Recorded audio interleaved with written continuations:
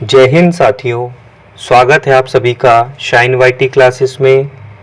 Hindi short hand की practice dictation 80 शब्द प्रति मिनट गति से डिक्टेशन 5 सेकंड में शुरू होगी।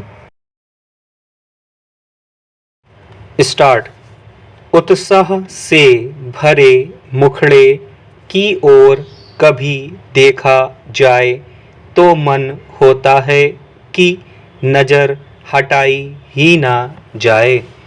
उमंग से भरे जोशीले लोग जिनके आसपास होते हैं उनको अपना जीवन सुंदर लगता होगा।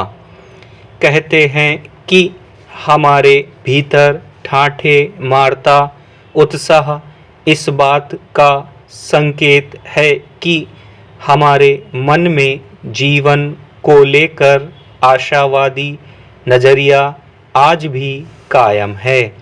दूसरे अर्थ में यह भी कह सकते हैं कि जोश और उत्साह हमारे सुखमय दिनमान का जीता जागता आईना भी है। फिर भी हमारे आसपास ऐसे बहुत से लोग मिल जाएंगे जो निरंतर कुछ न कुछ काम कर रहे हैं, लेकिन उनमें एक गहरी उदासी, एक अजीब दुख बना ही रहता है।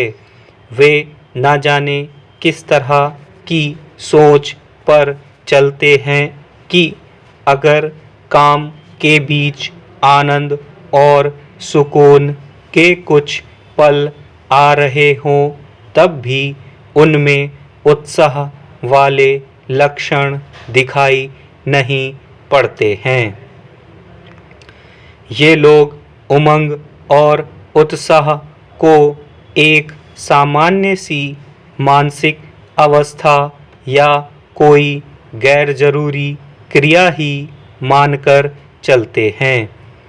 यानी कभी मजबूरी हो गई तो सामाजिक होने की जिम्मेदारी निभाने के लिए कभी अपनी बाहों को कुछ फैला लिया और आंखें बड़ी कर ली।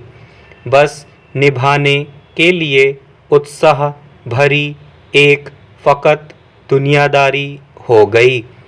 फिर वापस अपने उसी नीरस ढर्रे पर लौट आए। बगैर जोश के सारा जीवन ही काट देते हैं कुछ लोग। असली उत्साह वह होता है जो हमें भयानक तनाव और थकान में भी एक निराली सोच के साथ जमा रखता है। भले ही कितना अजीबोगरीब काम निपटाना पड़ रहा हो, तब भी कुछ उत्साही ऐसे निराले होते हैं कि उस गंभीर काम को करते हुए भी अपनी तरंग की बौछार को बिखेरते जाते हैं। प्रकृति का सिद्धांत हम सब के जीवन में लागू होता है, यानी भीतर जैसे होंगे वैसे ही बाहर भी दिख जाएंगे। उत्साह और उमंग का भी यही दर्शन है। यहाँ अमीर होना, प्रतिष्ठित होना बिल्कुल भी जरूरी नहीं है, पर हाँ अपने अस्तित्व के प्रति प्रसन्न और जोशीली गति में होना जरूरी है।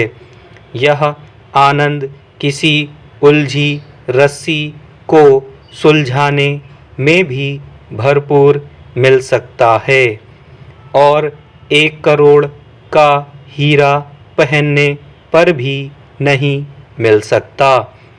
लोग दिनों दिन अपनी तरक्की के रास्ते पर चलकर अंधेरे में भी रोशनी खोज लाते हैं, बहुत अनुशासित रहते हैं।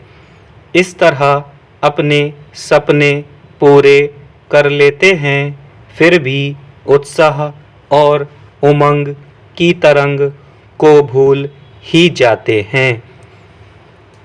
बहुत बार अमीर और सुविधाओं से लकदक लोग भी अवसाद में आ जाते हैं।